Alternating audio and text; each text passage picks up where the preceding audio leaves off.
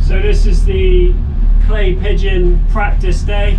It's a sprint layout, so you get to basically blast a lap and a half of the track. I've already done one session.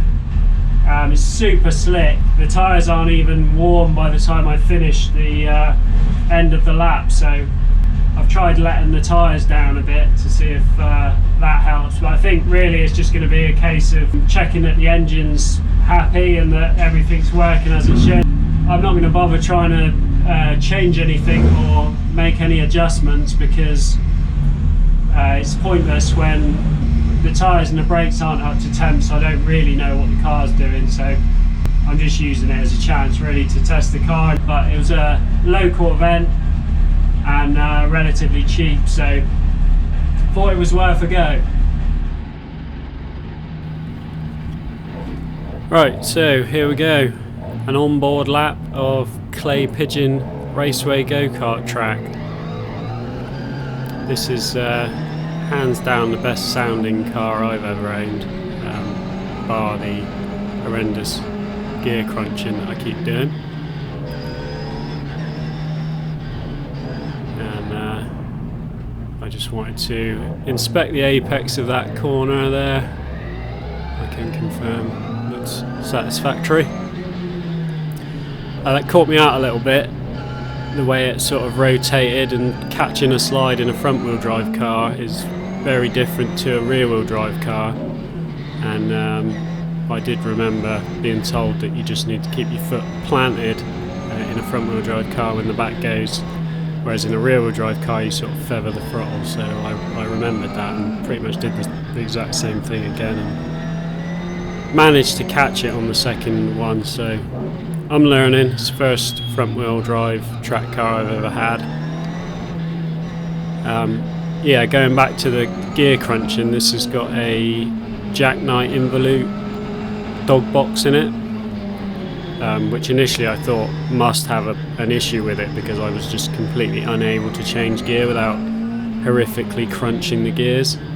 I've been told that it just kind of is the way they are, and you have to rev match and heel and toe downshift, which I'm learning to do.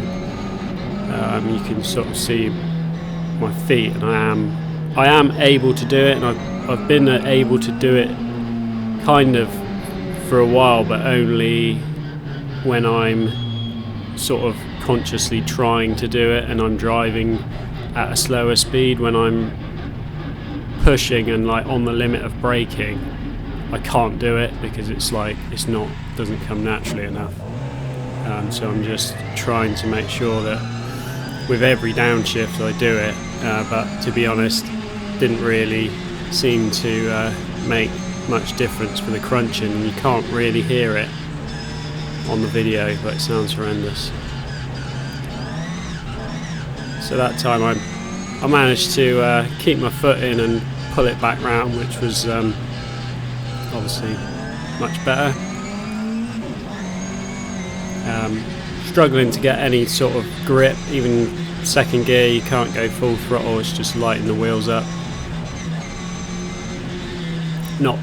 Definitely not the ideal tyres for this sort of event, and these are second-hand tyres that Peter Hills gave me. I had a brand new set on there if you've been watching the videos for a while, but they were really old. I think they were over like 10 years old, so they'd started to corrode and split, and I didn't want to risk running them on the car, so Pete gave me some of his old tyres which got loads of life left in them, so that's what I'm running on at the moment. So thanks for those if you're watching, mate. But the engine's pulling really well, pulling very cleanly, feels like it's got a lot of power, pulls smooth, starts easy enough, and yeah, I feel like I could comfortably take it to a track day and not be worried about it. So next up will be a track day, but I'll let you watch this next lap without me waffling on, so you can listen to her singing.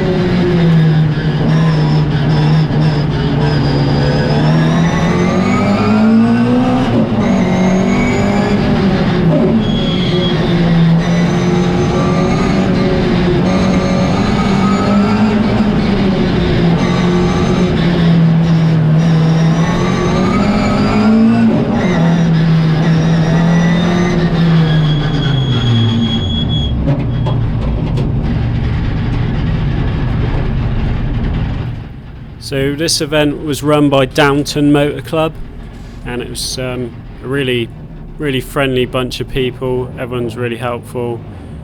Seemed like a really nice little club. They've got 30 events that they do throughout the year, and this was just a practice event for the sprint that they run here, and then they do the hill climbing at Wiscombe and various other places. So yeah, nice little club, well worth having a look at if you're looking for somewhere southwest to get involved in a bit of motorsport. It's always nice to get out in the car, spend so much time working on these things in a bit of a sort of solitary environment. It's nice to get out and sort of see some people and get involved with it all. So yeah, good little test. Looking forward to actually getting it on a proper track and using it for what it's specifically built for. So that'll be the next video for the Mini. So looking forward to that. But that's going to be it for this one. Cheers for watching. See you on the next one.